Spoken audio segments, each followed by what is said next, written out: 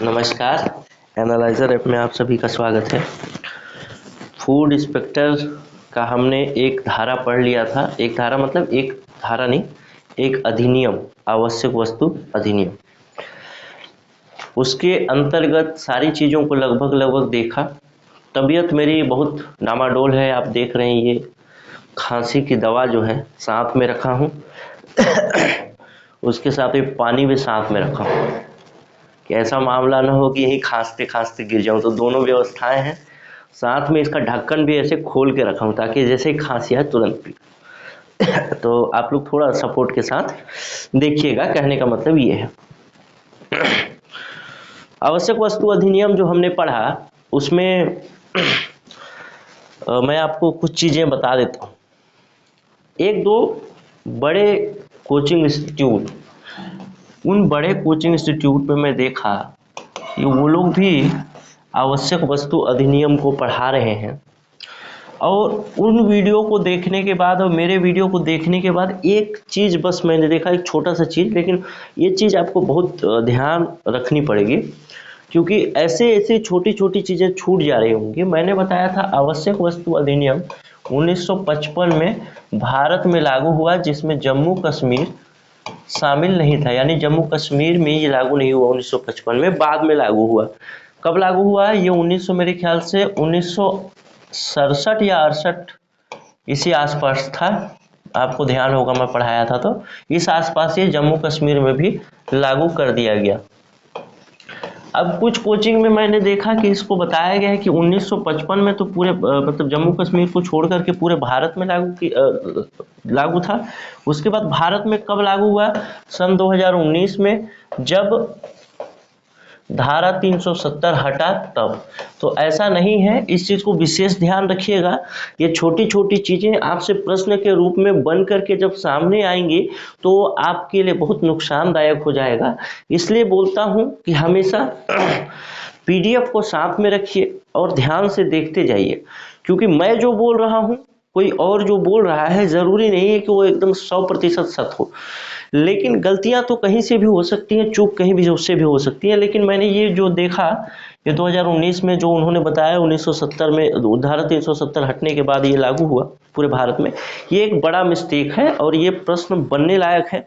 इसलिए मैंने आपको वो कर दिया कि बाद में आप कभी कंफ्यूज ना हो हमारे वीडियो और किसी अन्य के वीडियो को देखने के बाद। आइए शुरुआत करते हैं।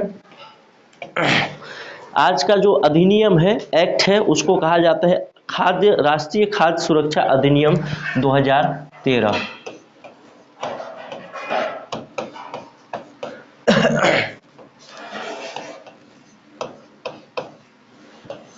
राष्ट्रीय खाद्य सुरक्षा अधिनियम 2013 को यदि मैं बोलूं, थोड़ा सा बेसिक से चलेंगे। आप तो जानते हैं मैं थोड़ा धीरे पढ़ाता हूं, लेकिन चीज़ों को थोड़ा समराइज करने की कोशिश करता हूं ताकि आपके दिमाग में एक पिक्चर बन जाए।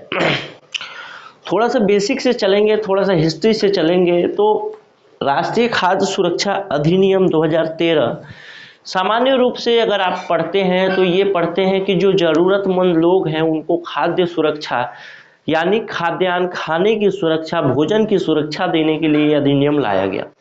लेकिन यदि इस अधिनियम को इतनी संकुचित बात में पढ़ें, इतनी संकुचित दायरे में पढ़ें, तो इस अधिनियम की उपेक्षा होगी या फिर हमारे पढ़ने के तरीके में थोड़ी कमी रह जाएगी। इसलिए मैं ये चाहूँगा कि इस अधिनियम को पढ़ने से पहले थोड़ा सा हम समझने की कोशिश करते हैं कि सिस्टम कैसे काम करता है, और फिर आप समझने की कोशिश करेंगे कि क्या ये अधिनियम वाकई में खाद्य सुरक्षा देने के लिए उपयोगी है या नहीं है। आइए देखते हैं कैसे सिस्टम काम करता है। खाद्यान्न की उपज कहाँ से होती है? खाद्यान्न की उपज करता है किसान। किसान करता है। उसके बाद ये किसान इसको ले जाता है, मंडी में बेच देता है। तो बेचने के बाद ये कहाँ चला जाता है? मंडी में। मंडी में बेच देगा या फिर सरकार का जो भी सरकारी तंत्र होगा वहां पे बेच देगा।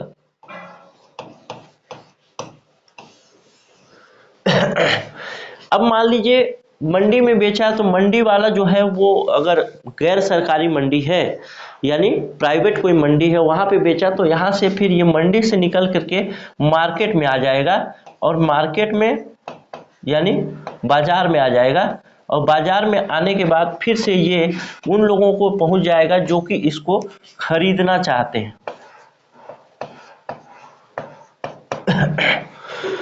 जब ये मंडी से बाजार में आएगा इसका मतलब ये है कि मंडी से बाजार में आने के बाद जब ये सामान बेचा जाएगा, मान लीजिए एक चावल का ही उदाहरण लेता हूँ।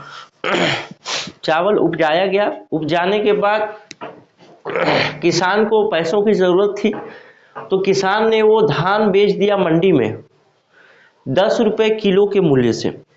अब ये 10 रुपये किलो के मूल्य से मंडी में खरीदने के बाद उसको जब मार्केट में चावल के रूप में लाया जाएगा तो उसके कुछ मूल्य में वृद्धि कर दी जाएगी, फिर मार्केट में आएगा, फिर मीडिएटर आएंगे, होलसेलर आएंगे, तब जाकर के जो उपभोक्ता है खाने वाला है उस तक ये पहुंच पाएगा। तो यहाँ तक पहुँचते पहुँचते मान लीजिए यहाँ पे मंडी की बात अभी कर रहा हूँ स्पेसिफिक, 10 रुपये किलो की दर से बेचा गया था और यहाँ पहुँचते पहुँचते ये 20 रुपये किलो हो गया। ये केस ये समझ गए होंगे। दूसरा केस समझते हैं कि मंडी में न बेच करके किसी सरकारी सिस्टम में बेचा गया और सरकारी सिस्टम से क्या होगा, ये गोदाम में चला जाता है और गोदाम के बाद ये पीडीएस यानी पब्लिक डिस्ट्रीब्यूशन सिस्टम, सार्वजनिक वितरण प्रणाली के माध्यम से, जिसको आप गांव में सोसाइटी वगैरह के नाम से जानते हैं, वहां से होते हुए फिर जरूरतमंद लोगों तक पहुंचता है।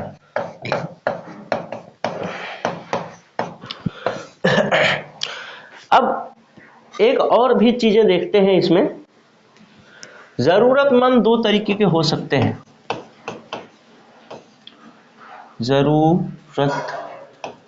जरूरतमंद दो तरीके के हो सकते हैं का मतलब ये है कि जिनको खाद्यान्न की आवश्यकता है वो 2 या 3 तरीके के हो सकते हैं।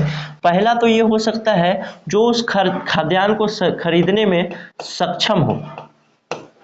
दूसरा जरूरतमंद ये हो सकता है कि उसको आवश्यकता तो है लेकिन उसके पास उतना पैसा नहीं कि वो उसको खरीद सके, यानी असक्षम है। तीसरा एक जरूरतमंद एक तरीके का और हो सकता है कि एक तो असक्षम है, तीसरा एक हो सकता है कि असक्षम है यानी अति असक्षम है, यानी ये भूखमरी का शिकार हो सकता है। अगर इस वर्ग के व्यक्ति को खाना न दिया जाए तो एक भूखमरी का शिकार हो सकता है। ये असक्षम है यानी ये कुछ आवश्यकताओं को कम कर देगा तो खाद्यान्न खरीदने में सक्षम हो जाएगा। एक तो सक्षम है जो खरीद सकता है। अब आइए इस पेज पे फिर से चलते हैं। अब देखिए, खाद्यान्न किसान ने बेच दिया और ये तो मंडी के थ्रू या फिर सरकारी तंत्र के थ्रू फिर से ज़रूरतमंद लोगों तक पहुंचा। जो ज़रूरतमंद लोग इसको खरीदते हैं या फिर खरीदेंगे या फिर उसका यूज़ करेंगे, उपभोग करेंगे। राष्ट्रीय खाद्य सुरक्षा अधिनियम जो कहता है वो कहता है कि ऐसे ज़रूरतमंद जो कि खाद्यान्न की कमी से जूझ रहे हैं या खाद्यान्न जिनको नहीं मिल पा रहा है उनको हम खाद्यान्न देने की व्यवस्था करेंगे। जब ऐसी व्यवस्था सरकार के द्वारा की जाएगी तो जाहिर सी बात है सरकार का मेन टारगेट तो होगा ये गोदाम यानी एपीडीएस, जहाँ से चावल दिया जाएगा, लेकिन चावल या खाद्यान्न दिया जाएगा, लेकिन इसके पीछे का सिस्टम भी तो जरूरी है। यानी यहाँ से सामान सरकारी तंत्र तक पहुंचा, सरकारी तंत्र से गोदाम तक, गोदाम से फिर पीडीएस तक, मतलब पब्लिक डिस्ट्रीब्यूशन सिस्टम जिसको सोसाइटी कहते हैं, और सोसाइटी से ज़रूरतमंद तक। तो इसके बीच की जो खामियां होंगी, इसके बीच का जो लूप होल होगा उसको भी तो दूर किए जाने की आवश्यकता तो होगी ही होगी। यानी मैं ये कहूँ कि गोदाम से पीडीएस तक सामान जो 10 यूनिट निकला और 10 यूनिट में से केवल 5 यूनिट ही पहुंच पाया, तो 5 यूनिट नहीं पहुंच पाया उस विषय में सरकार को कुछ संज्ञान लेना चाहिए। अगर ये खाद्यान्न किसान सरकारी तंत्र को बेचने के लिए राजी नहीं है, यानी मान लीजिए उसको मंडी में ज़्यादा भाव मिल रहा है और सरकारी तंत्र में बेचने पे कम भाव मिल रहा है, तो सरकारी तंत्र पे क्यों बेचेगा वो? तो इसका मतलब ये है कि ये किसान जो अगर सरकारी तंत्र को अनाज नहीं बेचेगा तो ये गोदाम तक नहीं पहुंच पाएगा, गोदाम से पीडीएस तक नहीं पहुंच पाएगा और पीडीएस से जरूरतमंद तक नहीं पहुंच पाएगा।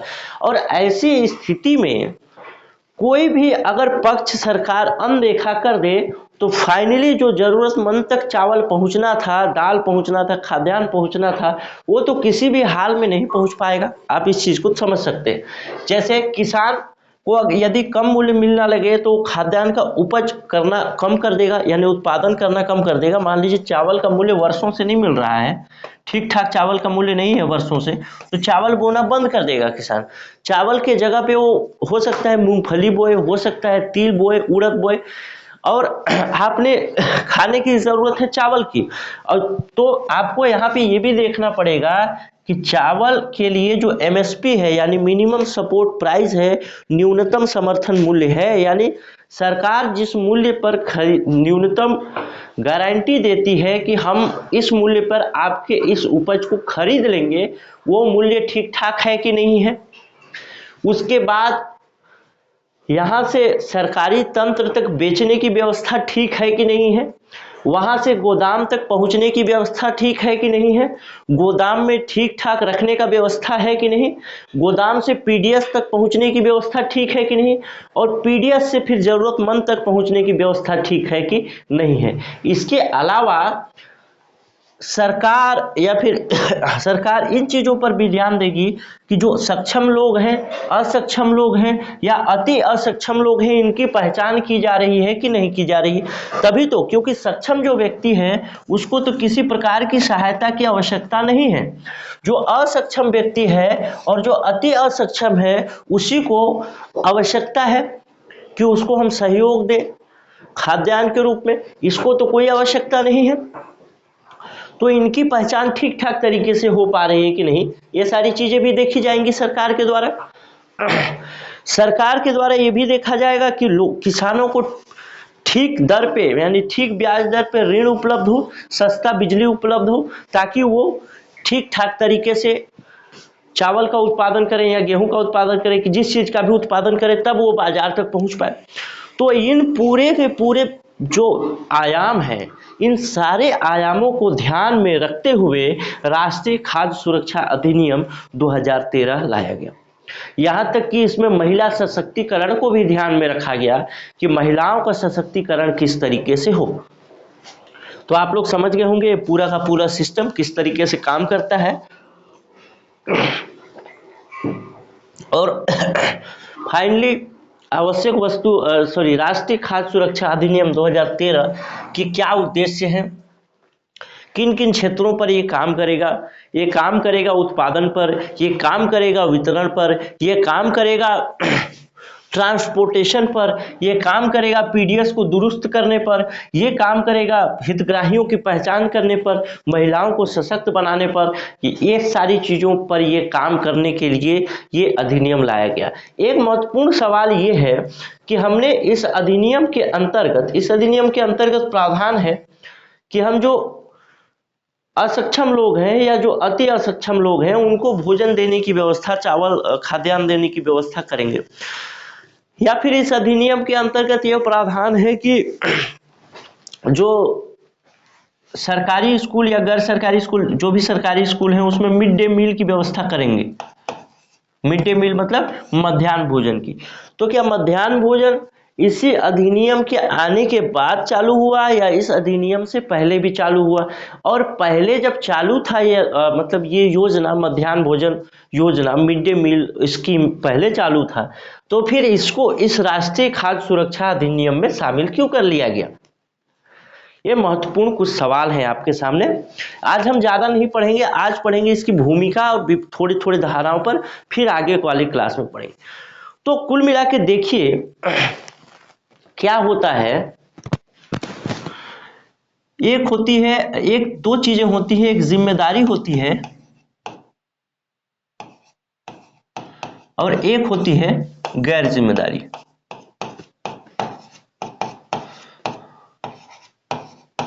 गैर जिम्मेदारी, जिम्मेदारी का मतलब ये है कि रिस्पॉन्सिबिलिटी, यानी कोई एक जो पक्ष होगा या फिर कोई एक व्यक्ति होगा, कोई एक संस्था होगा, कोई एक सरकार होगी जो जिम्मेदार होगा, या फिर कोई भी जिम्मेदार नहीं होगा। मिड डे मील योजना पहले से चलती आ रही योजना थी, लेकिन जब राज्य सरकार को लगता था कि मिड डे मील योजना के अंतर्गत अभी चावल खाना देना चाहिए तो सरकारें देती थी, जब लगता था नहीं देना है, यानी एक अव्यवस्थित तरीके से ये चल रहा था। यानी राज्य सरकार बाध्य नहीं थी कि मिड डे मील योजना के अंतर्गत चावल या खाना देना ही है बच्चों को। या फिर पहले आप सुने होंगे काम के बदले अनाज योजना था, तो उसके अंतर्गत बाध्य नहीं थी राज्य सरकारें कि काम के बदले अनाज देना है या इतना अनाज देना ही है, उस पैसा भी दे सकती थी। लेकिन इस अधिनियम के आने के बाद सरकारें बाध्य हुई उस चीज के लिए। जैसे आप एक उदाहरण से और समझेंगे कि हमारे संविधान में क्या व्यवस्था है। हमारे संविधान के नीति निर्देशक तत्व और जो मौलिक अधिकार है उसमें मुख्य रूप से अंतर ये है कि मौलिक अधिकारों के लिए आप कोर्ट जा सकते हैं, यानी मौलिक अधिकार को आपको कोई छीन नहीं सकता। दूसरा जो नीति निर्देशक तत्व है वो ऐसे निर्देशक तत्व हैं या ऐसे सिद्धांत हैं जिन सिद्धांतों की अवहेलना होने पर आप कोर्ट नहीं जा सकते। यानी सरकार के पास यदि संसाधन होंगे तो वो नीति निर्देशक तत्वों को पूरा करने के लिए काम करेगी। जैसे 6 वर्ष से 14 वर्ष के बच्चे को शिक्षा दिलाने का प्रयास एक नीति निर्देशक तत्व हुआ करता था, लेकिन सरकार ने संविधान में संशोधन करके उसको मौलिक अधिकार में शामिल कर लिया। यानी नीति निर्देशक तत्व के अंतर्गत जब वो शामिल था तब आप उसकी अवहेलना होने पर कोर्ट नहीं जा सकते थे, लेकिन जैसे ही वो मौलिक अधिकार में शामिल हुआ यानी अब उसकी अवहेलना होने पर आप कोर्ट जा सकते हैं। ऐसा अधिकार जो आपसे छीना नहीं जा सकता मौलिक अधिकार कहलाता। ठीक उसी तरीके से पहले जो मिड डे मील योजना थी या फिर अनाज देने की जो भी योजना थी, उस योजना के लिए अगर उस योजना को सरकार बंद कर दे, यानी पहले मान लीजिए एक मिड डे मील की योजना ही मैं बताऊं तो मिड डे मील की योजना यदि सरकार बंद कर दे तो आप कोर्ट नहीं जा सकते, आप उससे सवाल नहीं कर सकते कि आखिर आप योजना बंद क्यों कर दिए, क्योंकि आपके पास कोई अधिनियम, कोई एक्ट, कोई कानून नहीं है, नहीं था मतलब। लेकिन ये सारी चीजें बंद न हो, व्यवस्थित रूप से चलती रहें, इन्हीं सब चीजों को ध्यान में रखते हुए जो राष्ट्रीय खाद्य सुरक्षा अधिनियम लाया गया। यानी राष्ट्रीय खाद्य सुरक्षा अधिनियम लाने के बाद आप अगर स्पेसिफिक मिड डे मील योजना की बात करें या फिर इस तरीके की अन्य योजनाओं की भी बात करें तो योजनाएं अब बंद नहीं की जा सकती, इस कानून के अंतर्गत वो बाध्य है। जब इस कानून में संशोधन होगा उसके बाद ही राज्य सरकारें इस पर विचार कर सकती हैं बंद करने या चालू रखने के लिए। ठीक है, कुछ चीजें और समझ लेते हैं फिर आगे बढ़ेंगे, आपके थोड़ा सा कंसेप्ट को क्लियर कर देगा। हमारा जो भारत है वो एक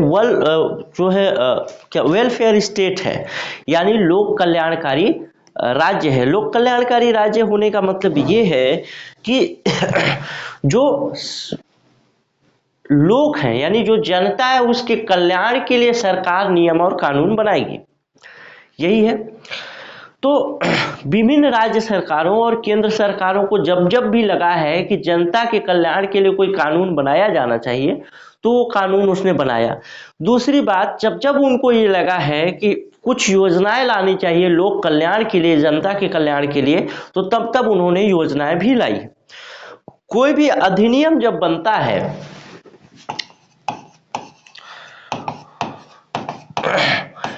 उस अधिनियम के अंतर्गत जो भी सुविधाएं देने के लिए जो बात की जाती हैं, उन सुविधाओं को देने के लिए सरकार विभिन्न प्रकार की योजनाएं लाती है। जो लोग महिला पर्यवेक्षक के क्लास में मेरे से जुड़े थे योजना, उनको ये पता होगा कि मैं क्या कहना चाहता हूं, और जो लोग नए जुड़े हैं उनको भी मैं बता दूं। जैसे सरकार ने तय किया, फिर से बताऊं, अधिनियम यानी नियम कुछ लाया जाता है, उस नियम को लागू करने के लिए जैसे छत्तीसगढ़ में एक नियम लाया गया कि किसानों को 2500 रुपये प्रति क्विंटल के हिसाब से धान लिया जाएगा, यानी धान का जो समर्थन मूल्य है छत्तीसगढ़ सरकार ने वो 2500 रुपये प्रति क्विंटल तय कर दिया।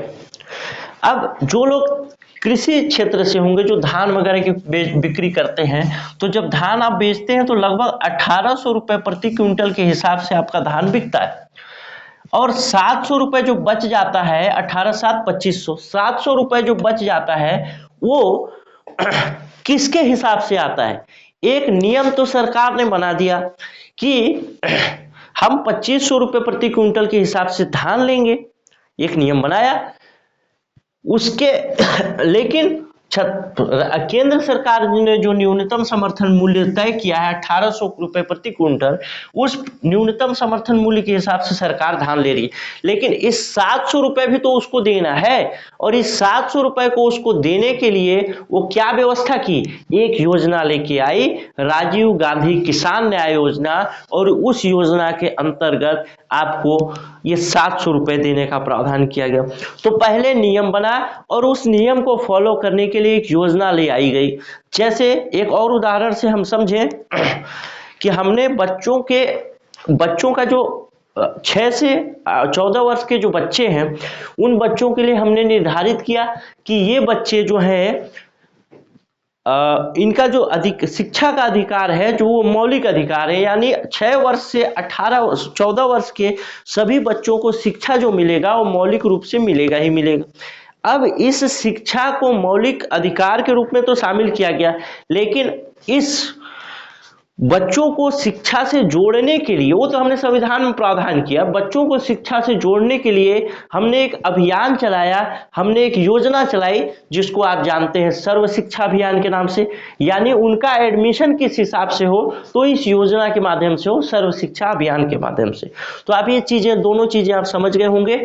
जैसे इस अधिनियम के अंतर्गत हमने अगर मान लीजिए ये राष्ट्रीय खाद्य सुरक्षा अधिनियम के अंतर्गत हमने अगर तय किया कि हम किसी को 35 किलो चावल देंगे, तो 35 किलो चावल केवल इस अधिनियम के अंतर्गत ही नहीं मिलेगा, इस अधिनियम के आ जाने मात्र से नहीं मिलेगा, लेकिन इस अधिनियम के आ जाने मात्र से सरकार को, या तो केंद्र सरकार हो या राज्य सरकार हो, कोई नई योजना लानी पड़ेगी, जिस नई योजना के माध्यम से हम 35 किलो चावल जो भी लक्षित समूह है उसको दे सकें। तो इस तरीके से आप समझे होंगे अधिनियम और योजनाएं क्यों लाई जाती है। किसी अधिनियम या संविधान के किसी कानून को फॉलो करने के लिए, संविधान के किसी अनुच्छेद को फॉलो करने के लिए अधिनियम लाया जाता है। तो ये सारी चीजें हम बेसिक से समझे। अब हम समझेंगे इस अधिनियम को, जिस अधिनियम का नाम है राष्ट्रीय खाद्य सुरक्षा अधिनियम 2013। तो ये तो आप समझ गए होंगे कि राष्ट्रीय खाद्य सुरक्षा अधिनियम के विभिन्न प्रावधान अधिनियम 2013 के अंतर्गत जो प्रावधान किए हैं, तो उसमें से कुछ प्रावधान पहले से चल रहे थे, कुछ प्रावधान बाद में भी जोड़े गए। आइए अब शुरुआत करते हैं इसकी। मैं 1 मिनट का ब्रेक लेता हूँ, थोड़ा खांसी ज्यादा आ रहा है। आइए अब एक इस अधिनियम के अंतर्गत एक बिंदु पर बात करते हैं क्या क्या है।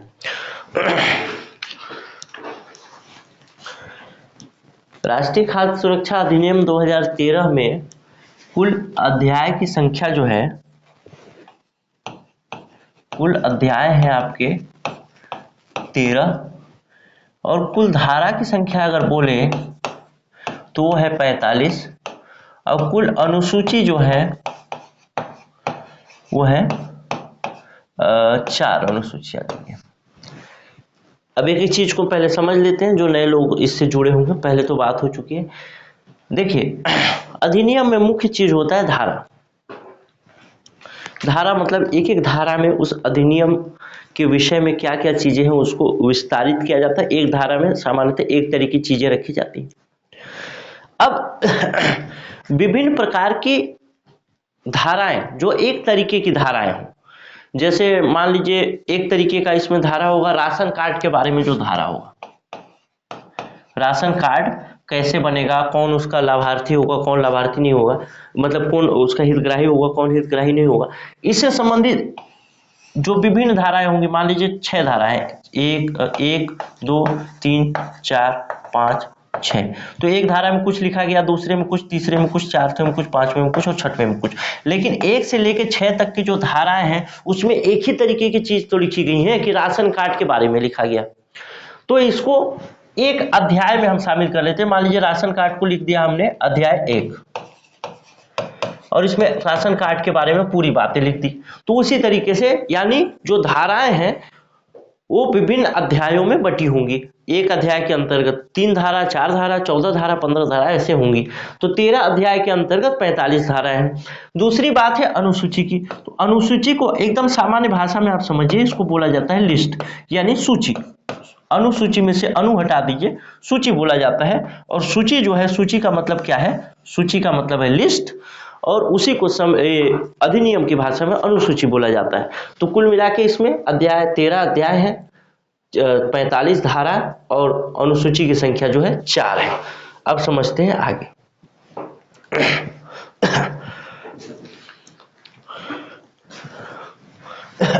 एक प्रश्न आप लिख लीजिएगा, 10 सितंबर 2013।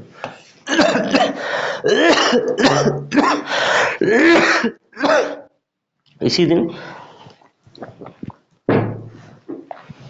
दिन राष्ट्रपति महोदय ने इस पर सिग्नेचर किए थे, इसलिए 2 मिनट का ब्रेक दीजिए।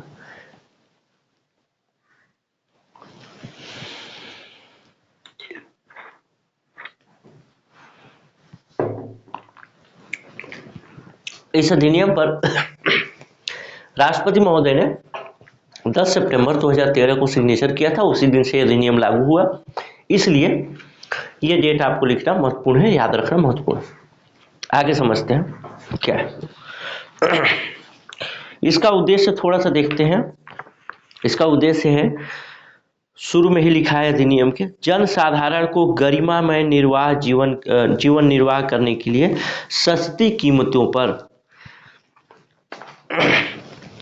पर्याप्त मात्रा में क्वालिटी खाद्य की सुरक्षा को सुनिश्चित करके मानव चक्र के मार्ग में खाद्य और पोषण संबंधी सुरक्षा तथा उससे संबंधित उसके आनुषंगिक विषयों का उपबंध करने के लिए विधेयक, यानी जो जनता है उसके गरिमा में पूर्ण जीवन जीने के लिए, उसको गरिमा पूर्ण जीवन जीने के लिए, उसके जीवन के मतलब जीवन के मार्ग में जो मुख्य बाधा है भोजन को लेकर के, खाद्य को लेकर के, उसको उपलब्ध कराने हेतु विभिन्न उपबंध इस अधिनियम में किए गए हैं। तो आइए पहला देखते हैं अध्याय 1। अध्याय 1 के अंतर्गत 2 धाराएं शामिल की गई हैं।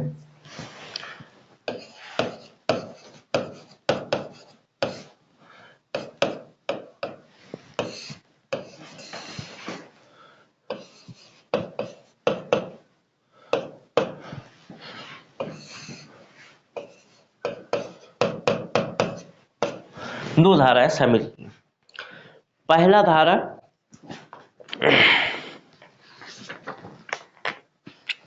अच्छा, एक चीज आपको और बताना भूल गया,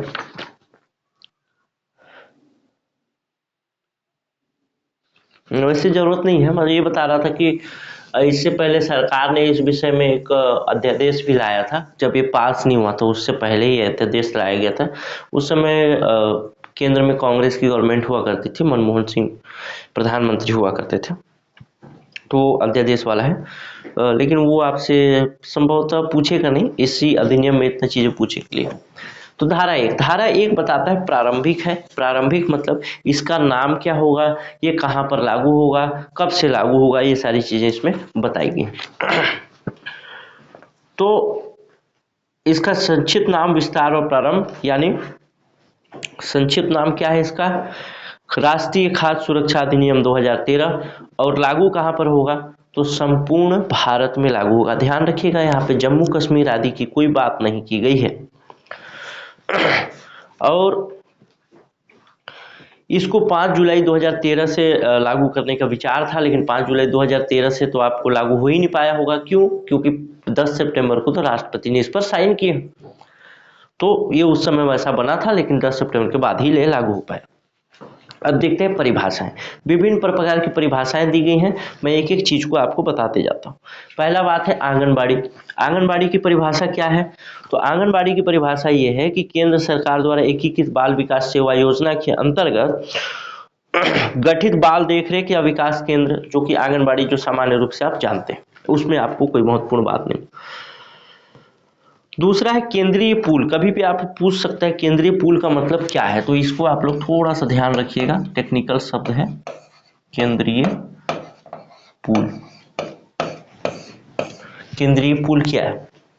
परिभाषा में है केंद्रीय पूल, केंद्रीय सरकार और राज्य सरकार द्वारा न्यूनतम समर्थन कीमत संक्रियाओं के माध्यम से उपात्त किया जाता है। केंद्रीय पूल से खाद्यान्नों का एक ऐसा स्टॉक अभिप्रेरित है, यानी केंद्रीय पूल का सामान्य सा मतलब ये है कि एक खाद्यान्न का स्टॉक होगा, और वो स्टॉक कैसा होगा? वो ऐसा स्टॉक होगा जो केंद्र सरकार या राज्य सरकार, अब मैं इसमें इससे पहले वाले जो मैं बता रहा था पूरा स्ट्रक्चर, उसमें बताया था कि केंद्र सरकार या राज्य सरकार एमएसपी लागू करेगी, किसान उपजाता रहे, मिनिमम सपोर्ट प्राइस। तो मिनिमम सपोर्ट प्राइस पर यानी न्यूनतम समर्थन मूल्य पर जो किसान जो सामान जो राशन खरीदा जाएगा, जो खाद्यान्न खरीदा जाएगा सरकार के द्वारा, केंद्र सरकार के द्वारा खरीदा जाए या राज्य सरकार के द्वारा खरीदा जाए, वो सब इसमें शामिल होंगे। किसमें? केंद्रीय पूल माने जाएंगे। समझ गए? चलिए अब देखते हैं पात्र गृहस्थी का मतलब क्या है। पात्र गृहस्थी का मतलब इसमें आगे डिफाइन किया गया है कि कौन पात्र होगा गृहस्थी, कौन अंत्योदय अन्न योजना के अंतर्गत मिलेगा। उचित मूल्य का दुकान का मतलब क्या है? उचित दर दुकान। उचित दर दुकान का मतलब यह है कि ऐसा दुकान जो आवश्यक वस्तु अधिनियम 1955 की धारा 3 के अधीन जारी किए गए किसी आदेश द्वारा राशन कार्ड धारकों को लक्षित सार्वजनिक वितरण प्रणाली के अधीन वस्तुओं का वितरण करने की अनुमति दी गई हो। यानी ऐसा कोई दुकान जिसमें कि राशन कार्ड से सामान मिलता हो, उचित मूल्य पर, सरकारी हो, वो इसके अंतर्गत आता है। खाद्यान्न से मतलब क्या है? तो खाद्यान्न से मतलब यहाँ पे 3 चीजों से है। आपसे ये महत्वपूर्ण सवाल आपसे पूछा जा सकता है, इसलिए आपसे इसको लिख लीजिएगा। खाद्यान्न का मतलब क्या है?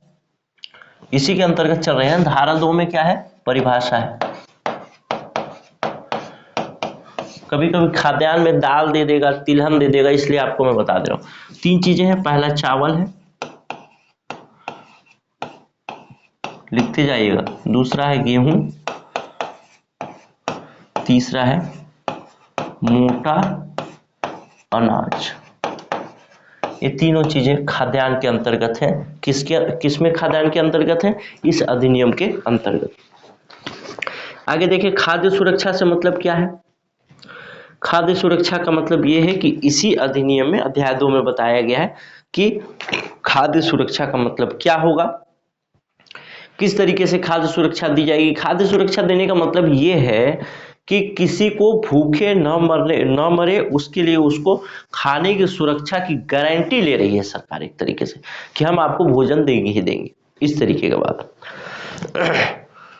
खाद्य सुरक्षा भत्ता, एक चीज इसमें आपको देखने को मिलेगा। खाद्य सुरक्षा भत्ता का मतलब है कि यदि खाद्य सुरक्षा देने में सरकार असक्षम रहती है तो उसके लिए फिर पैसा देगी राज्य सरकार, वो भी आगे। स्थानीय प्राधिकारी का मतलब पंचायत, नगर पालिका, छावनी बोर्ड आदि से। ये आपसे नहीं पूछेगा संभवतः, और अगर आपने इसको निकाल लिया होगा प्रिंट तो देखिएगा जरूर। भोजन से मतलब क्या है? भोजन से 2 तरीके के मतलब हैं। एक तो भोजन का मतलब है गर्म भोजन यानी पकाया हुआ भोजन, या फिर ऐसा भोजन जो पका के रखा गया है और उसको फिर गर्म करके दिया गया। दूसरा THR यानी टेक होम राशन, ऐसा भोजन जो कि सूखे तौर पे दिया जाए और उसको लेकर के वो ले जाएं अपने घर। जैसे आप आंगनबाड़ी के माध्यम से देखते थे, पहले चावल मिलता था टेक होम राशन में, और अब क्या मिलता है? चावल की जगह में अब टेक होम राशन के रूप में क्या मिलता है? रेडी टू ईट, यानी एक प्रकार का सत्तू होता है, विभिन्न प्रकार के अनाजों को मिला करके बनाया जाता है, और इसको महिलाएं या फिर जो बच्चे जो होते हैं टेक होम राशन के रूप में ले जाते हैं, THR के रूप में। न्यूनतम समर्थन मूल्य का मतलब क्या है? एमएसपी, जो सरकार निर्धारित करे खाद्यान्नों को खरीदने के लिए। और आगे इसमें कुछ चीजें जिसको कि राशन कार्ड का मतलब वही राशन कार्ड है जो राज्य सरकार आपके लिए जारी करती है, जहां से आप ले सकते हैं। एक चीज है इसमें ग्रामीण क्षेत्र, इसको ध्यान रखिएगा, ये आपसे पूछेगा तो शायद आप भूल जाए कि ग्रामीण क्षेत्र का मतलब क्या है।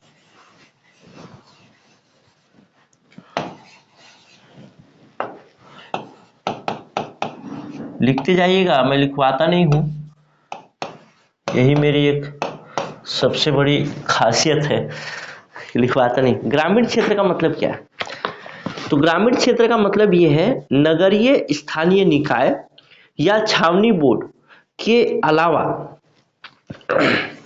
किसी विधि द्वारा, यानी किसी नियम द्वारा, किसी कानून द्वारा, या तो नगरीय स्थानीय निकाय बनाया जाएगा या छावनी बोर्ड बनाया जाएगा। इन दोनों के अलावा, छावनी बोर्ड मतलब कैंट, खासकर जो फौज के जो साथी होते हैं, मिलिट्री के जो लोग होते हैं या फिर सेना के जो लोग होते हैं, उनको रहने के लिए ऐसा व्यवस्था बनाया जाता है, ट्रेनिंग टाइप का एक अस्थायी निवास रहता है वो। तो या तो छावनी बोर्ड हो या तो नगरीय स्थानीय निकाय हो।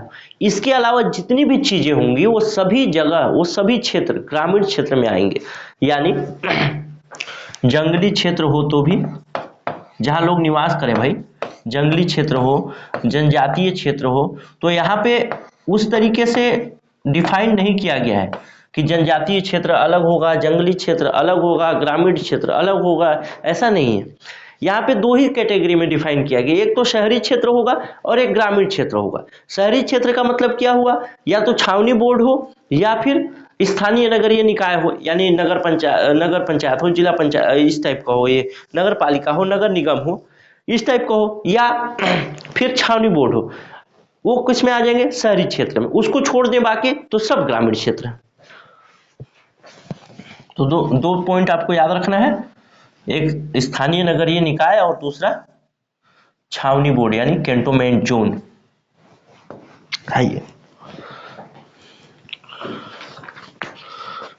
एक और है इसमें, वरिष्ठ नागरिक, ये आपको हो सकता है पूछ, वरिष्ठ नागरिक से माता पिता और वरिष्ठ नागरिकों का भरण पोषण तथा कल्याण अधिनियम 2007, एक अधिनियम लाया गया था, माता पिता और वरिष्ठ नागरिकों का भरण पोषण तथा कल्याण अधिनियम 2007। इसको लिख लीजिएगा, माता पिता और वरिष्ठ नागरिकों का भरण पोषण तथा कल्याण अधिनियम 2007 की धारा 2 के खंड ज जहाज वाला खंड ज में जो वरिष्ठ नागरिक की परिभाषा दी गई है, वही वरिष्ठ नागरिक की परिभाषा इस अधिनियम के अंतर्गत भी ली गई। और बाकी कुछ इसमें है नहीं, उसके लिए क्या बोलते हैं, परिभाषा को जानने के लिए जो महत्वपूर्ण परिभाषा थी वो हमने बता दिया। अब अध्याय एक प्रारंभिक था, जिसके अंतर्गत धारा 1 देखा, और धारा 1 में देखा कहाँ लागू होगा, कब लागू होगा, और धारा 2 में देखे हमने परिभाषाएं। अब देखते हैं हम अध्याय 2। जाहिर सी बात है, अध्याय 2 कहां से शुरू होगा, किस धारा से शुरू होगा? तो अध्याय 2 शुरू होगा धारा 3 से। धारा 3 से ही शुरू होगा, 2 धाराएं पहले निपट चुकी हैं। आइए अध्याय 2 देखते हैं। अब यहां से आपके प्रश्न बनने की जो संभावना है वो प्रबल होती जा रही है। अध्याय 2 से प्रश्न गंभीर, मतलब एक गंभीर तरीके का पढ़ाई का माहौल बनने वाला है, जहां से प्रश्न आपसे पूछे जाने लगेंगे धीरे धीरे। आप सोच के देखिएगा, आपसे जरूर पूछे जाने, क्योंकि टेक्निकल अब आने वाला है चीजें, इसमें टेक्निकलिटी आने वाली है, कहां से कैसे जुड़ेगा, कैसे घटेगा, ये सारी चीजें। मैंने जिक्र किया था 4 अनुसूची का, उसमें से अब अनुसूचियां इसमें आएंगी, तो आप लोग को ध्यान रखना है। धारा 3 क्या कहता है? धारा 3 का पहला उपधारा है, यानी धारा 3 का पहला उपधारा, यानी धारा 3 का उपधारा 1, ये बताता है उन पूर्विकता प्राप्त गृहस्थी का जिसका कि धारा 10 की उपधारा 1 के अधीन पहचान की गई है, प्रत्येक व्यक्ति लक्षित सार्वजनिक वितरण प्रणाली के अधीन राज्य सरकार से अनुसूची 1 में निर्दिष्ट सहायता प्राप्त कीमतों पर प्रति मास 5 किलोग्राम खाद्यान्न प्राप्त करने का हकदार होगा। अब इसको मैं आसान भाषा में समझाता हूँ। इसी अधिनियम की धारा 10 है और इस अधिनियम की धारा 10 में एक चीज बताई गई है, उसमें बताया गया है आपको कि राज्य सरकार ग्रामीण और नगरीय क्षेत्रों के लिए जो सर्वे कराने का काम करेगी कि कौन व्यक्ति इसके अंतर्गत आएगा, कौन व्यक्ति इसके अंतर्गत नहीं आएगा, यानी किस व्यक्ति को राष्ट्रीय खाद्य सुरक्षा के अधिनियम के अंतर्गत अनाज मिलना चाहिए, किसको नहीं मिलना चाहिए। ये दो ही चीजें आप ध्यान रखिए अभी धारा 10 को लेकर के, बाकी उसमें जाएंगे तो और पढ़ेंगे। तो धारा 10 की उपधारा 1 में ये सारी चीजें बताई गई। अगर कोई व्यक्ति उस धारा 10 की उपधारा 1 के अंतर्गत शामिल होता है, यानी इस धारा 10 की उपधारा 1 के अंतर्गत शामिल माना जाता है, राज्य सरकार इसको शामिल करती है कि हाँ ये व्यक्ति जो है राष्ट्रीय खाद्य सुरक्षा अधिनियम को लेने का हकदार है, तो फिर जब हकदार है तो उसको मिलेगा क्या, अनाज, खाद्यान्न मिलेगा। ठीक है। और खाद्यान्न कहाँ से मिलेगा, पीडीएस से, सार्वजनिक वितरण प्रणाली से उसको चावल खाद्यान्न मिलेगा। और वो खाद्यान्न कितना मिलेगा, प्रति मास 5 किलो।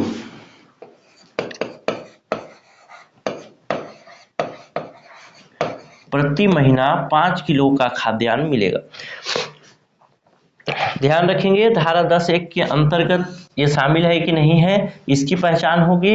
और उसके बाद धारा 3 के अंतर्गत, धारा 3 की उपधारा 1 के अंतर्गत उसको 5 किलो प्रति माह के हिसाब से चावल दिया जाएगा। एक चीज और इसमें बात कही गई है कि ये जो 5 किलो प्रति महीने के हिसाब से जो चावल नहीं बोल रहा हूँ, खाद्यान्न दिया जाएगा ना, ध्यान रखिएगा। खाद्यान्न में कौन कौन सी चीजें हैं, पहले बात हो चुकी है।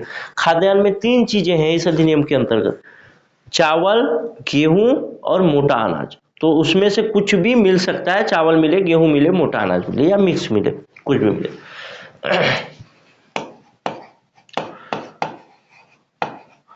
अब क्या एक परिवार को मिलेगा, तो परिवार को नहीं मिलेगा, प्रति व्यक्ति के हिसाब से। एक परिवार में 4 व्यक्ति हैं तो 4 व्यक्ति को अलग अलग 5-5 किलो मिलेगा, यानी 5 चौको 20 किलो। अगर वो लोग उसमें शामिल होते हैं तो किसके अंतर्गत शामिल होंगे, तो धारा 10 की उपधारा 1 के अंतर्गत जो सर्वे होगा राज्य सरकार का, उस सर्वे में माने जाते हैं कि हाँ इनको चावल या फिर खाद्यान्न देने की आवश्यकता है, तब वो शामिल होंगे। अब इसका मूल्य क्या होगा, इस मूल्य को जानने के लिए आपको अनुसूची जानना पड़ेगा। मैं बताया था कि इसके अंतर्गत 4 अनुसूचियां दी गई हैं। तो पहली अनुसूची जो है वो उसके अंतर्गत मूल्य तय किया गया है। पहली अनुसूची में है लक्षित सार्वजनिक वितरण प्रणाली के अधीन सहायता प्राप्त कीमतें, यानी पीडीएस के अधीन यदि कोई सामान, कोई खाद्यान्न लोगों तक पहुंचाया जाएगा तो खाद्य सुरक्षा अधिनियम 2013 के अंतर्गत उसका मूल्य क्या होगा। जैसे यदि कोई 5 किलो में चावल मिल रहा है तो उसको कितना मूल्य देना पड़ेगा, यदि गेहूं ले रहा है तो कितना मूल्य देना पड़ेगा, यदि मोटा अनाज ले रहा है तो कितना मूल्य देना पड़ेगा, किस रेट पे वो खरीदेगा वहां से, कौन, जिसको कि जो कि खरीदने वाला है, जो व्यक्ति है, जो कि उस धारा 10 के उपधारा 1 के अंतर्गत सर्वे में शामिल हुआ और राज्य सरकार ने चिन्हित किया कि हाँ इसको खाद्यान्न की आवश्यकता है, तो उसका मूल्य क्या होगा। इन सब मूल्य के बारे में एक अनुसूची बनाया गया है, इसमें एक लिस्ट बनाया गया है, उसमें बताया गया है कि विभिन्न प्रकार के खाद्यान्नों का क्या होगा, मूल्य क्या होगा। तो इसमें मैंने बताया था चावल, गेहूं, 3 तरीके के खाद्यान्न मिल सकते हैं इसमें, और मोटा अनाज, चावल, गेहूं और मोटा अनाज। तो चावल के लिए जो मूल्य रखा गया है वो 3 रुपए प्रति किलो, गेहूं के लिए 2 रुपए और मोटा अनाज के लिए 1 रुपए। ये भी आपसे पूछा जा सकता है, फैक्चुअल सा प्रश्न है, लेकिन आपको ध्यान रखना चाहिए 3 प्रकार के खाद्यान्न और 3 प्रकार के मूल्य। तो इसी मूल्य के हिसाब से 5 रुपए प्रति किलो के 5 किलो जो खाद्यान्न होगा उस खाद्यान्न का मूल्य उसको देना पड़ेगा उचित मूल्य की दुकान पे। यानी यदि वो गेहूं लेता है तो 5 किलो के लिए 10 रुपए, यदि वो चावल लेता है तो 5 किलो के लिए 15 रुपए, यदि वो मोटा अनाज लेता है का मतलब जो सरकार निकालेगी जो स्कीम, यदि मोटा अनाज सरकार को देना है तो यदि सरकार मोटा अनाज देती है तो 1 रुपए के हिसाब से यानी 5 रुपए देना पड़ेगा, यदि सरकार चावल देती है तो 15 रुपए देना पड़ेगा, इस तरीके से। आइए अब दूसरे बिंदु को समझते हैं। जो लोग गंभीर हैं वही लोग रहेंगे और जो लोग गंभीर नहीं वो तो भाई नहीं पढ़ पाएंगे मेरे से, क्योंकि मैं जल्दी जल्दी पढ़ाने वाला आदमी भी नहीं हूँ। लेकिन एक कमाल की बात देखनी पड़ेगी यार ये दवा बहुत असरकारक है। ये मेरे किसी मतलब जो यहाँ पढ़ाते हैं काम करते हैं एनालाइजर में, उन्हीं ने किसी ने दिया है, बहुत बहुत धन्यवाद भाई उनको। लेकिन ये दवा बहुत असरकारक है। अभी पिया देखिए इतना लंबा क्लास ले लिया, खांसी नहीं आया आइए तो समझ गए होंगे, ये तो धन्यवाद हो गया। समझ गए होंगे कि धारा 3 की उपधारा 1 के अंतर्गत प्रत्येक जरूरतमंद व्यक्ति का मतलब राज्य सरकार निर्धारित करेगी। किस कहां पे राज्य सरकार को निर्धारित करने का अधिकार दिया गया है इस अधिनियम में, तो धारा 10 की उपधारा 1 में बताया गया है कि राज्य सरकार निर्धारित करेगी। राज्य सरकार निर्धारित जिसको कर देती है, चिन्हांकित कर देती है, उस प्रत्येक व्यक्ति को 5 किलो खाद्यान्न दिया जाएगा। दूसरी बात कि प्रति महीने दिया जाएगा। तीसरी बात किस मूल्य पर दिया जाएगा, और खाद्यान्न में क्या क्या हो सकता है, तो 3 तरीके की चीजें हो सकती हैं, और किस मूल्य पर दिया जाएगा उस पर मैंने पहले बात कर ली। चावल 3 रुपए, गेहूं 2 रुपए और मोटा अनाज हो तो 1 रुपए किलो। चलिए अब समझ गए होंगे। अब इसी में बताया गया है कि यदि कोई परिवार, उपधारा 1 के अंतर्गत ही बताया गया कि यदि कोई परिवार अंत्योदय अन्न योजना के अंतर्गत, अंत्योदय अन्न योजना के बारे में थोड़ा सा बता दूं और ये प्रश्न में भी आपसे पूछ ले तो आप लोग एकदम ध्यान से रखिएगा। अंत्योदय अन्न योजना जो है, अंत्योदय अन्न योजना, इसके बारे में थोड़ा सा हिस्ट्री बता दूं क्योंकि ये प्रश्न पूछे जा सकते हैं। 25 दिसंबर 2000 को ये योजना लाया गया।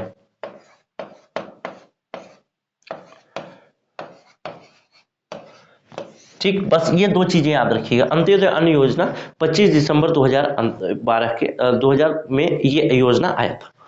ठीक है,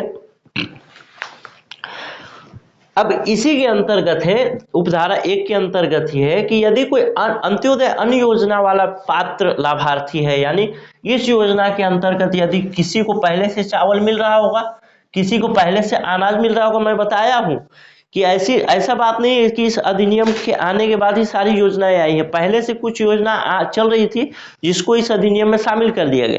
तो देखिए 2000 में अंत्योदय अन्न योजना आया था और जिसको इस अधिनियम में मर्ज कर दिया गया। तो इस अंत्योदय अन्न योजना के अंतर्गत जो लाभार्थी समूह पहले से था, उस लाभार्थी समूह को कितना चावल मिलता था, उसको चावल या फिर खाद्यान्न उसको मिलता था 35 किलो। तो वही 35 किलो उसको मिलता रहेगा। ठीक है, किसको मिलेगा? पर व्यक्ति को नहीं, उस परिवार को। यहाँ पे पर व्यक्ति है, यहाँ पे परिवार है, ध्यान रखिए। अंत्योदय अन्न योजना में परिवार है। ठीक है, आइए अब आगे चलते हैं। उपधारा 2, उपधारा 2, ये तो 3 का 1 हो गया। अब 3 का 2 देखते हैं, ये क्या कहता है। ये मुख्य रूप से 2 बातें कहता है। उपधारा 2 मुख्य रूप से 2 बातें कहता है। पहला बात ये कहता है कि 2 तरीके के क्षेत्र हैं इसके अंतर्गत, मैंने पहले भी बताया है, एक ग्रामीण और एक शहरी। और अभी आप तत्काल कमेंट करके बताइए कि शहरी क्षेत्र कौन कौन से क्षेत्र माने जाएंगे। मैंने परिभाषा में बात की थी, शहरी क्षेत्र कौन कौन से क्षेत्र माने जाएंगे, और ग्रामीण जो शेष बच जाएगा वो तो ग्रामीण क्षेत्र होगा। तो शहरी क्षेत्र कौन कौन से क्षेत्र माने जाएंगे वो कमेंट करके आप नीचे बताइएगा। तो ग्रामीण क्षेत्र की जो जनसंख्या है उसका 75% और शहरी क्षेत्र की जो जनसंख्या है उसका 50% तक का मतलब है उससे ज्यादा नहीं, वो मिनिमम नहीं है, ध्यान रखेंगे। 75% लाना ही है ऐसा नहीं, कंपलसरी नहीं है। 50% तक की जनसंख्या को इसके अंतर्गत शामिल किया जा सकता है। प्रयास करेगा सरकार, राज्य सरकार प्रयास करेगी, केंद्र सरकार प्रयास करेगी कि ग्रामीण क्षेत्र की 75% जनसंख्या इसके अंतर्गत शामिल हो जाए और शहरी क्षेत्र की 50% जनसंख्या इसके अंतर्गत शामिल हो जाए, यानी लाभार्थी समूह में शामिल हो जाए, यानी उनको इस तरीके से खाद्यान्न मिलने लगे। आइए, ये तो था धारा उपधारा 2। याद रखेंगे कि ये कैप है, मतलब इससे ऊपर नहीं जा सकते, यहां तक जा सकते हैं, लेकिन जरूरी नहीं कि पूरा 75 का 75% जाना ही है, ये जरूरी नहीं है। हो सकता है 15, 10, 25, 35 ऐसे हो, वो संसाधन के हिसाब से। आइए देखते हैं धारा 3 का उपधारा 3। प्रश्न यहीं से पूछेगा और ऐसे ऐसे टेक्निकल चीजों पे प्रश्न पूछता है, तो ध्यान रखेंगे 75% तक करना है, 75% से ज्यादा करना है, तो वहां पे फंसना नहीं है। 75% तक जाया जा सकता है, उससे ऊपर नहीं जाया जा सकता, उससे ऊपर की जनसंख्या शामिल नहीं की जा सकती, लेकिन जरूरी नहीं कि 75% ही शामिल हो। और इसको ये वाला जो मामला है, जब 2013 में ये विधेयक संसद में प्रस्तुत हुआ था, उससे पहले इस विधेयक से संबंधित लगभग 2 महीना पहले, 1.5-2 महीना पहले एक अध्यादेश ले आया गया था। और अरुण जेटली जी ने इस विषय पर, जिस विषय को मैं बोल रहा हूँ, इस विषय पर बहुत शानदार स्पीच दिया था। तो कभी आपको यूट्यूब में सर्च वर्च करने का मन हो तो देखिएगा कि ये 75% तक का जो आप कैप लगा रहे हैं, तो आप एक मिनिमम लिमिट तय करिए ना कि 35% से ज्यादा जनसंख्या आप इसके अंतर्गत शामिल करेंगे, या 45 से, या 75, ये 70 से। लेकिन आप ज्यादा तो लगा दे रहे हैं कि 75 से ऊपर नहीं जा पाएगा।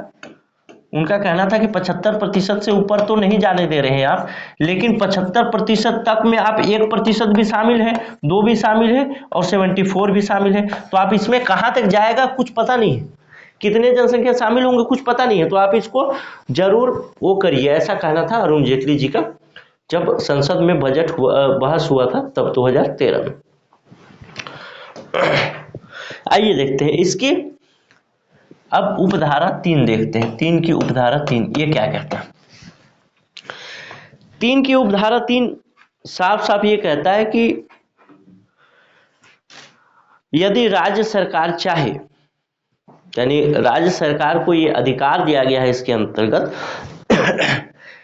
कि यदि वो चावल, मोटा अनाज या गेहूं उपलब्ध नहीं कर सकता, तो उसी के वजन के बराबर वो गेहूं का आटा उपलब्ध करा सकता है।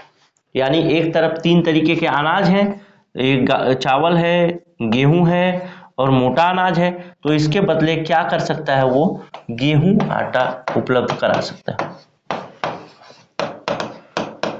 यानी अब उपलब्ध करा सकता है, इसका मतलब ये है कि आगे में अगर उपलब्ध नहीं करा पाएगा तो उसको फाइन देना पड़ेगा राज्य सरकार को। इसलिए ये बात यहाँ पे स्पष्ट रूप से लिखी गई है कि हो सकता है कि चावल उपलब्ध न करा पाए, हो सकता है मोटा अनाज उपलब्ध न करा पाए, तो वहां पे गेहूं आटा उपलब्ध करा देगा। धारा 3 की उपधारा 3 में बताई गई है। और ये महत्वपूर्ण बात है, ये आपसे पूछा भी जा सकता है कि किस धारा या उपधारा के अंतर्गत अनाज के बदले या फिर खाद्यान्न के बदले गेहूं का आटा उपलब्ध कराने का व्यवस्था इस अधिनियम के अंतर्गत किया गया है। तो ये सब चीजें आप नोट डाउन भी कर रहे होंगे, मैं उम्मीद कर रहा हूं। इसी तरीके से आप प्रिंट निकलवा लीजिएगा और बगल बगल में लिखते जाइएगा तो आसान रहेगा। आइए देखते हैं आगे, इसके अंतर्गत धारा देखते हैं, मतलब उपधारा 4 देखते हैं क्या कहता है। नहीं, उपधारा 3 तक ही है। 3 की उपधारा 1 देखा, 2 देखा और 3 देखा। उपधारा 1 में क्या देखा हमने? 2 तरीके के लाभार्थी समूह देखे, एक सामान्य लाभार्थी समूह और एक देखा अंत्योदय अन्न योजना के अंतर्गत। सामान्य को कितना मिलेगा? 5 किलो अनाज मिलेगा। किस दर पे मिलेगा? तो चावल ₹3 के दर पे, गेहूं ₹2 के दर पे और मोटा अनाज मिल रहा है तो ₹1 के दर पे। एक देखा अंत्योदय अन्न योजना के अंतर्गत। अंत्योदय अन्न योजना के अंतर्गत किसको मिलेगा? एक व्यक्ति को मिलेगा, एक परिवार को मिलेगा। तो परिवार को मिलेगा, कितना मिलेगा? 35 किलो प्रति महीना। अगर 35 किलो प्रति महीना मिलेगा तो किस मूल्य पे मिलेगा? वही मूल्य जो 5 किलो वाले को मिल रहा है। इसके लिए कहां से मूल्य को कहां से रिफर किया जाता है? अनुसूची 1 से। दूसरा हमने देखा और ये भी देखा अंत्योदय अन्न योजना कब शुरू हुआ, तो 25 दिसंबर 2000 को। उसके बाद हमने कुछ और चीजें देखी। इसके धारा 3 की उपधारा 2 देखा, जिसमें हमने देखा कि 2 तरीके के क्षेत्र निर्धारित किए गए हैं, एक शहरी और एक ग्रामीण। शहरी में 50% तक की जनसंख्या को शामिल करने का प्रयास है और ग्रामीण में 75% तक की जनसंख्या को इस अधिनियम के अंतर्गत शामिल करने का यानी लाभ देने का प्रयास है। फिर तीसरा हमने देखा धारा 3 की उपधारा 3 देखा कि अगर राज्य सरकार चाहे यानी राज्य सरकार के पास समर्थ न हो तो 3 प्रकार के जो अनाज, 3 प्रकार के जो खाद्यान्न बताए गए हैं उन खाद्यान्नों की जगह पे वो चावल गेहूं का आटा भी उपलब्ध करा सकता है। इस तरीके से हमने धारा 3 खत्म कर लिया। अब देखते हैं धारा 4।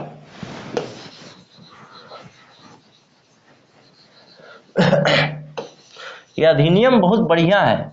इस अधिनियम में ऐसा ऐसा चीज लिखा है ना कि मजा आ जाता है। मैं सोचता हूं ना कि जो लोग पढ़ाई कर रहे हैं ना उन लोगों के लिए इस तरीके का कोई अधिनियम ले आता सरकार, बेरोजगारी वगैरह को लेकर के, रोजगार को लेकर के, तो मजा आ जाता। सरकारें वादा तो बहुत करी कि बेरोजगारी भत्ता 3-13, लेकिन वो जमीन पे दिखता नहीं।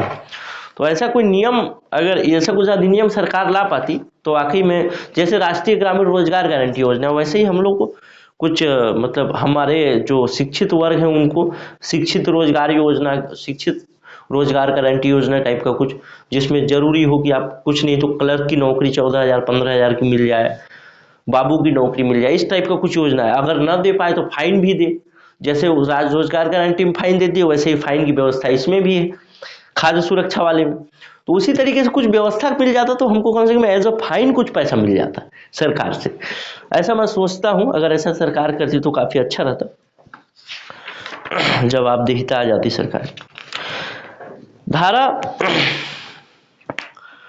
4 जो है, धारा 3 जो था वो मुख्य रूप से हम देखें तो सार्वजनिक वितरण प्रणाली के अंतर्गत क्या मूल्य होगा, कितना मिलेगा, ये सारी चीजें धारा 3 बताता है। धारा 4 पर बात करें तो धारा 4 बताता है, धारा 4 2 लोगों को फोकस करता है, एक गर्भवती और दूसरा धात्री महिलाएं। धात्री महिलाएं का मतलब क्या है? ऐसी महिला जिसका प्रसव हुआ है यानी डिलीवरी हुई है और उसका जो बच्चा है वो 6 महीने से कम का है यानी 6 महीने तक का है। तो 6 महीने तक सरकारें या फिर जो स्वास्थ्य एजेंसियां होती हैं वो ये सलाह देती हैं कि 6 महीने तक बच्चे को स्तनपान कराना चाहिए। तो जो महिलाएं स्तनपान करा रही हैं यानी जिसका बच्चा, स्तनपान करा रही है चाहे नहीं करा रही है वो अलग बात है, जिसका बच्चा जन्म से लेकर के 6 माह के बीच का है वैसी माताएं धात्री महिलाएं कहलाएंगी। और ऐसी महिलाओं को शिशुवती महिला, ऐसी महिलाओं को स्तनपान कराने वाली महिला के रूप में भी जाना जाता है। तो आपको कंफ्यूज नहीं होना है। तो दो मुख्य रूप से 2 लोगों को ये फोकस करता है। पहला फोकस किसको करता है? ऐसी महिला जो गर्भवती है, ऐसी महिला जो शिशुवती है या धात्री है, यानी जिसका बच्चा 6 माह से कम उम्र का है, 6 माह से कम उम्र का है। तो ऐसी 2 तरीके की महिलाओं को फोकस करता है धारा 4। समझते हैं धारा 4 क्या कहता है। धारा 4 में 2 भाग हैं, एक भाग है क और एक भाग है ख। पहले क भाग देखते हैं, उसके बाद देखेंगे ख। धारा 4 का क क्या कहता है? गर्भावस्था और शिशु के जन्म के पश्चात 6 मास तक के दौरान आंगनबाड़ी के माध्यम से निःशुल्क भोजन, जिसमें अनुसूची 2 में निर्दिष्ट पोषाहार के मानकों को पूरा किया जा सके। अब जो लोग महिला पर्यवेक्षक की तैयारी किए होंगे वो लोग महतारी जतन योजना का नाम सुने हैं, वो लोग THR का नाम सुने हैं, महतारी जतन योजना छत्तीसगढ़ की योजना है, जिस योजना के अंतर्गत जो गर्भवती और शिशुवती महिलाएं हैं, यानी जो धात्री महिलाएं हैं, उनको गर्म भोजन आंगनबाड़ी के माध्यम से दिया जाता है। अब वो तो एक योजना हो गया। अब उस योजना के अंतर मतलब वो तो एक योजना हो गया, लेकिन वो योजना आया कहाँ से? तो इसी अधिनियम से आया है। राष्ट्रीय खाद्य सुरक्षा अधिनियम 2013 से उस योजना का जन्म हुआ। किसका? महतारी जतन योजना। कुल मिला के ये कहता है कि ऐसी महिलाएं जो गर्भवती हैं और ऐसी महिलाएं जो शिशुवती हैं, यानी जिनका बच्चा 6 माह से कम उम्र का है, उन महिलाओं को गर्म भोजन की व्यवस्था की जानी चाहिए। कहाँ पे? आंगनबाड़ी में। आंगनबाड़ी में वो महिलाएं आएंगी और वहां से गर्म भोजन करके जाएंगी। और गर्म भोजन देने का मतलब, अब ये तो हो सकता है कि गर्म भोजन ऐसा लिख देता है कि गर्म भोजन दिया जाना है। अब गर्म भोजन में कितना रोटी देना है, कितना सब्जी देना है, कितना चावल देना है, कितना दाल देना है, ये सब चीजें पता नहीं, बस उतना ही लिख देता। तो गर्म भोजन में एक रोटी भी गर्मा गर्म दे देते, हो सकता है कि 56 भोग दे देते गर्मा गर्म, लेकिन ऐसा नहीं है। इसके लिए एक अनुसूची जोड़ी गई है इसी अधिनियम में, जिसको बोला जाता है अनुसूची 2, और इसमें बताया गया है पोषाहार मानक। पोषाहार मानक का मतलब ये है कि इस अधिनियम के अंतर्गत कोई बच्चा 6 माह से 3 वर्ष का है तो उसको कितना पोषाहार मिलना चाहिए, कोई बच्चा 6 वर्ष से लेकर के 14 वर्ष का है तो उसको कितना पोषाहार मिलना चाहिए, कोई बच्चा, पोषाहार का मतलब आहार जिसमें पोषण कितना है, ये चीज देखना है। आहार जिसमें पोषण का मतलब उसमें कितना प्रोटीन है, कितना कार्बोहाइड्रेट, कितना वसा है, ये सारी चीजें वो पोषाहार बोला जाता है। तो इसी में बताया गया है कि गर्भवती एवं धात्री महिलाओं को कितना पोषाहार मिलना चाहिए इस अधिनियम के अंतर्गत। तो बताया गया है क्या है, घर ले जाया गर्म,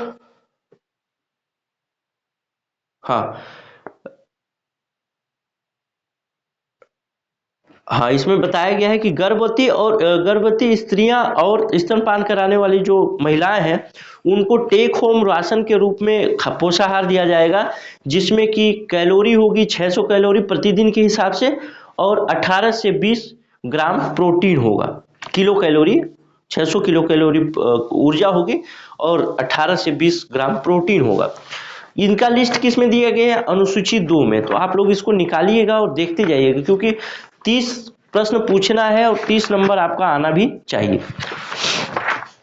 आइए आगे समझते हैं। ये तो देखा भाग क में क्या है कि जो गर्भवती महिलाएं हैं या शिशुवती महिलाएं हैं, उनको आंगनबाड़ी के माध्यम से गर्म भोजन दिया जाना चाहिए, जिसके अंतर्गत छत्तीसगढ़ में एक योजना चलती है जिसको महतारी जतन योजना के नाम से जानते भी हैं, मैं बताया। ख देखते हैं।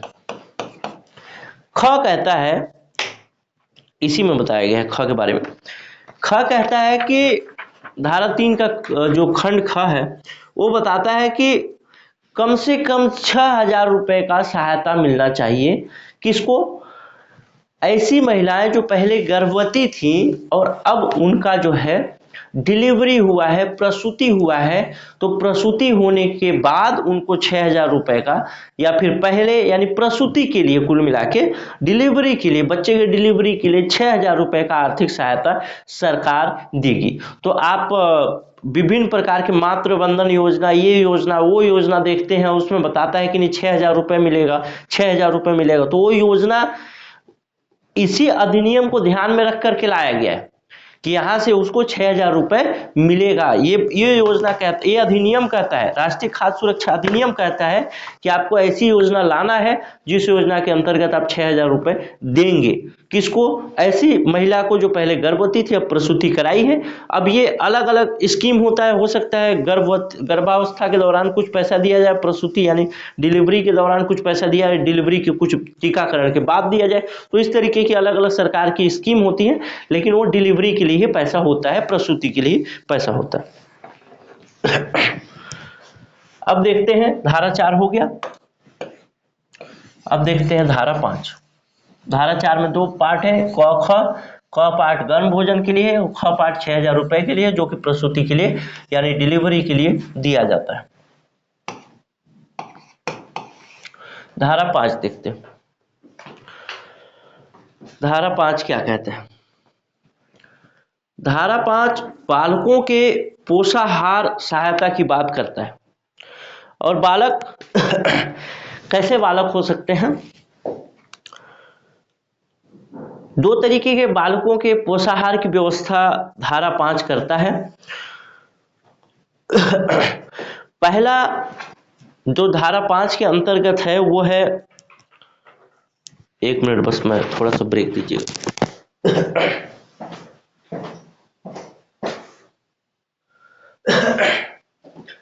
धारा 5 में पढ़ रहे थे, अरे कोई आ जाते हैं यार, बीच में ब्रेक लेना पड़ जाता है। तो धारा 5 में पढ़ रहे थे। धारा 5 में मुख्य रूप से दो भाग हैं। धारा 5 में मुख्य रूप से दो भाग हैं, धारा 5(1) और धारा 5(2).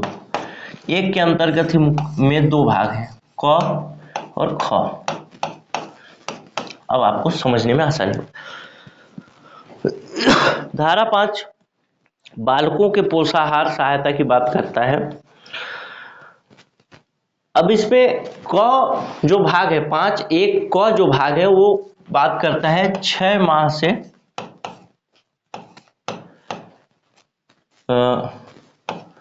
6 वर्ष के बच्चे की बात करता है। ख जो है वो 6 वर्ष से लेकर के 14 वर्ष तक के बच्चे की बात करता है। ठीक है, 5(1) में क 6 माह से 6 वर्ष की बात करता है, ख 6 वर्ष से 14 वर्ष की बात करता है। अब इनको भोजन किस तरीके से दिया जाएगा? 6 माह से 6 वर्ष का जो बच्चा है उसको भोजन किस तरीके से दिया जाएगा? तो वही अनुसूची 2 में उसके लिए जो पोषाहार की बात की गई होगी उसी हिसाब से उनको भोजन दिया जाएगा। जैसे घर ले जाने वाला उसको राशन दिया जाएगा 6 माह से 6 वर्ष के बच्चे को, जिसको टेक होम राशन के रूप में बोला जाता है, जिसमें 800 किलो कैलोरी ऊर्जा होगी और 20 से 25 ग्राम प्रोटीन होगा। उसी तरीके से 6 से 14 वर्ष तक का जो बच्चा है उसके लिए क्या दिया जाएगा? तो उसको दिया जाएगा मिड डे मील यानी मध्याह्न भोजन योजना। मध्याह्न भोजन योजना के अंतर्गत एक प्रतिदिन छुट्टी को छोड़ करके प्रतिदिन गर्म भोजन दिए जाने का व्यवस्था इसके अंतर्गत किया गया है। अब दिन में एक बार दोपहर का भोजन अवकाश को छोड़ करके। इसमें भी एक चीज आपको ध्यान रखना है, एक चीज आपको ध्यान रखना चाहिए कि कुछ तो इसमें ध्यान रखने वाली बात नहीं है।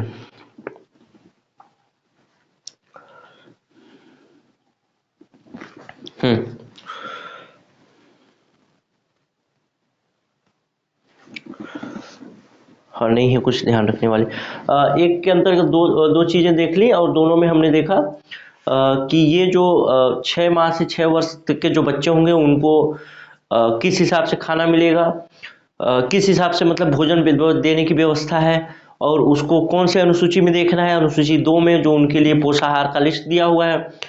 फिर ख के अंतर्गत 6 वर्ष से 14 वर्ष के जो बालक हैं या बालिका हैं, जो बच्चे हैं, उनको स्कूल के माध्यम से मिड डे मील दिया जाएगा। और उस मिड डे मील को किस हिसाब से दिया जाएगा? तो इसके लिए अनुसूची 2 में पोषाहार का लिस्ट दिया गया है, उसमें से आप इसको जान सकते हैं। अब देखते हैं धारा 5 का उपधारा 2। जिसने भी बनाया है इस अधिनियम को ना, बड़ा खूबसूरत बनाया है, हर एक छोटा छोटा चीज को ध्यान रखा है। बताइए, अब वो ये चीज देखा कि गर्म भोजन बना रहे हैं तो बनाने के लिए भोजन की व्यवस्था, मतलब बनाने के लिए पकाने की व्यवस्था चाहिए, तो उस पर भी ध्यान दिया। बताइए, इतना छोटा छोटा चीज, ये तो छूट सकता है कुछ चीज भाई, कोई बहुत बड़ी बात नहीं। तो अब इसमें क्या है? इसमें है खाना पकाने एवं पानी की व्यवस्था, खाना पकाने की व्यवस्था एवं स्वच्छ जल की व्यवस्था। इसके अंतर्गत आप देखेंगे कि स्कूल के आसपास हैंडपंप खुदा रहता है, रसोई घर बनाए जाते हैं, उस टाइप की व्यवस्था इसमें दिया गया है। तो खाना बनाने की व्यवस्था, मतलब जो खंड ख था जिसमें 6 वर्ष से 14 वर्ष के जो बच्चे होंगे उनको जो खाना दिया जाएगा, उन खाना को किस तरीके से बनाया जाएगा, उसके लिए क्या व्यवस्था होगी, तो उसके लिए सरकार के द्वारा वहन किया जाएगा ग्रामीण क्षेत्र में। और सरकारी क्षेत्र में भी। लेकिन सरकारी क्षेत्र में जहाँ केंद्रीकृत रसोई घर हैं, इसको लिख लीजिएगा, ज़्यादा समझाऊंगा तो टाइम खींचेगा। केंद्रीकृत रसोई घर हैं, वहाँ पर उसी केंद्रीकृत रसोई घर में उनके लिए भी खाना बनाया जाएगा। अभी हो गया धारा 5 खत्म। इसमें है रसोई और दूसरा भाई इसमें क्या है, पेयजल, ये दो चीजें। अगर शहरी क्षेत्र में कोई केंद्रीकृत रसोई घर है तो वहां पे ही खाना बनेगा, वहां पे फिर इस तरीके का व्यवस्था करने की जरूरत नहीं है। अब देखते हैं धारा 6।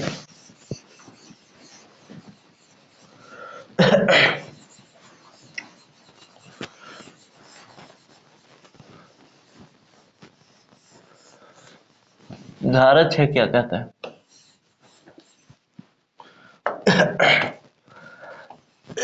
धारा 6 कहता है बालक कुपोषण और निवारण प्रबंधन। बालक कुपोषण और निवारक प्रबंधन। राज्य सरकारें स्थानीय आंगनबाड़ी के माध्यम से ऐसे बालकों को जो कुपोषण से ग्रस्त हैं पहचान करेगी और उनको निःशुल्क भोजन उपलब्ध कराएगी। धारा 6 के अंतर्गत कुपोषित बच्चे जो कुपोषित हैं उनको निःशुल्क भोजन राज्य सरकार पहचान करके उपलब्ध करेगी। और उनको किस हिसाब से भोजन में क्या पोषाहार होना चाहिए, तो पोषाहार के लिए हमको कौन सी अनुसूची देखनी है, अनुसूची 2। तो अनुसूची 2 के अनुसार उनको पोषाहार दिया जाएगा। और जो कुपोषित बच्चे हैं वो 6 माह से 6 वर्ष के जो कुपोषित बच्चे हैं उनको टेक होम राशन दिया जाएगा THR के रूप में, और इनको जिसमें 800 किलो कैलोरी की ऊर्जा होगी प्रतिदिन के हिसाब से और 20 से 25 ग्राम प्रोटीन होगा। तो इस तरीके से धारा 6 भी खत्म हो गया। और धारा 6 के खत्म होते के साथ अब आ गया धारा 7। तो इस तरीके से इसमें 1 2 3 4 5 धारा है। धारा 7 क्या कहता है?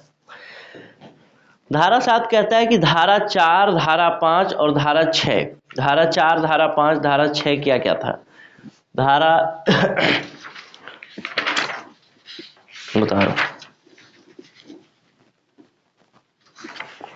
हाँ, धारा 4 जिसमें कि स्त्रियों को गर्भवती एवं धात्री स्त्रियों को भोजन की व्यवस्था, गर्म भोजन की व्यवस्था या 6,000 रुपये, या फिर धारा 5 जो कहता है कि 6 माह से 6 वर्ष के बच्चे जो हैं उनके लिए भोजन, या 6 वर्ष से 14 वर्ष के बच्चों के लिए भोजन, धारा 5 की बात कर रहे हैं। फिर धारा 6 जो कि कुपोषित बच्चे हैं उनको जो भोजन दिया जाएगा उनके विषय में बताता है धारा 7 की इसके अंतर्गत जो लागत आएगा, जो पैसा लगेगा उसमें, उसको कौन देगा, केंद्र सरकार देगी या राज्य सरकार देगी, केंद्र या राज्य। तो इसमें साफ साफ बताया गया है कि कौन देगा, राज्य सरकारें मार्गदर्शक सिद्धांतों के अनुसार केंद्रीय सरकार या राज्य सरकारों के बीच लागत के हिस्से का बांटने की स्कीमों में जो विहित की जाए। यानी कुल मिला के केंद्र सरकार एक नियम बनाएगी, उस नियम के अनुसार कितना हिस्सा केंद्र सरकार का होगा, कितना राज्य सरकार का होगा, यह निर्धारित होगा। ये धारा 7 कहता है। तो धारा 7 को मुख्य रूप से किससे संबंधित है, लागत के बंटवारे से, बंटवारा। इस तरीके से अध्याय 2 भी समाप्त हो गया। अब देखते हैं अध्याय 3। अध्याय 3 बहुत मजेदार अध्याय है और अध्याय 3 में एक ही धारा है इत्तेफाक से। कौन सी धारा है, धारा 8। 7 तक पढ़ लिया तो धारा 8 ही होगा। धारा 8 कहता है खाद्य, अध्याय 3 जो है वो खाद्य सुरक्षा भत्ता की बात करता है। यदि मान लीजिए जो नियम बनाए गए इस अधिनियम में, इस अधिनियम के अंतर्गत जो नियम बनाए गए उन नियम के अनुसार किसी को अनाज नहीं मिला, किसी को गर्म भोजन नहीं मिला, किसी को ये नहीं मिला, वो नहीं मिला, या फिर राज्य सरकार देने में असक्षम है, जो पात्र हितग्राही हैं उनको, तो फिर उनको क्या होगा, उनका क्या व्यवस्था है, तो उनको भत्ता देने का प्रावधान है। तो भत्ता कौन देगा, राज्य सरकार देगी। भत्ता कितना मिलेगा, केंद्र सरकार तय करेगी। समझ गए, केंद्र सरकार तय करेगी कि राज्य सरकार को कितना भत्ता देना है यदि वो सुविधाओं को देने में असफल रहते हैं तब। और ये किस में बताया गया है, धारा 8 में, यानी अध्याय 3 में। अध्याय 3 खाद्य सुरक्षा भत्ता की बात क्लियरली करता है। अध्याय 4। मैं शुरू में जो कहानी बताया था वो कहानियां हो सकते हैं आपको रिवाइज हो रही हो, क्योंकि मैं सारा डायमेंशन जोड़ने की कोशिश किया था शुरू में, वही डायमेंशन अभी एक एक करके दिख रहा होगा आपको।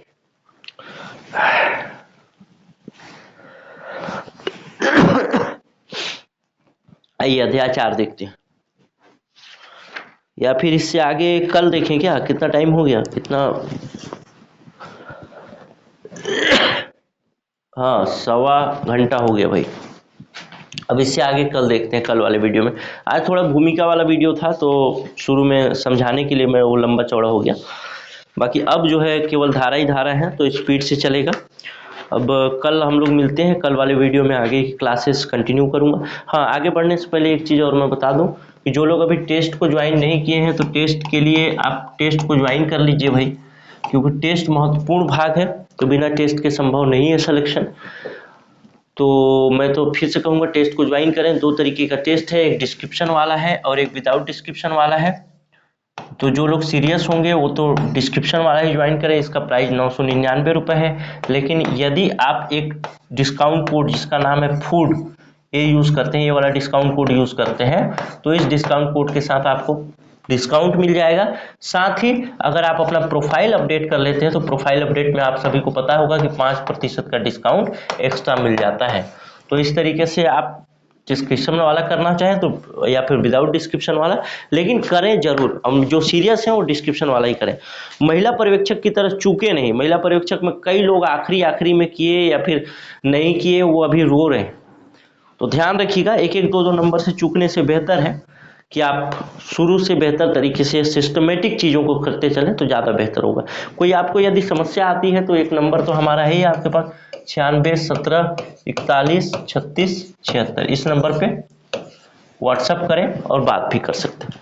चलिए, ये ऑफर वगैरह डिस्काउंट वगैरह लिमिटेड टाइम के लिए तो जल्दी कर लीजिएगा। मिलते हैं अगले वीडियो में, तब तक के लिए नमस्कार, जय हिंद, जय भारत।